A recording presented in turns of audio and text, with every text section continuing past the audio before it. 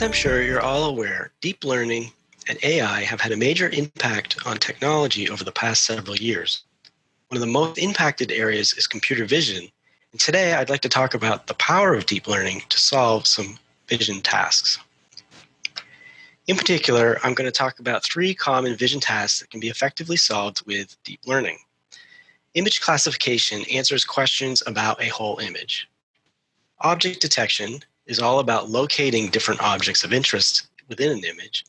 And embeddings is a less known area of machine learning, which is very important for facial image recognition. And then we'll end with a summary. Let's start with image classification. This is about answering questions about a whole image. There are 3 types of image classification. First, there's binary image classification. This is asking a simple yes or no question about the image. For example, in the images on the right, we would like to ask the question, is the person in the image wearing a mask? Yes or no? If we train a deep neural network to answer this question from an image, then what it outputs is a single number between 0 and 1 that represents the likelihood that the answer is yes.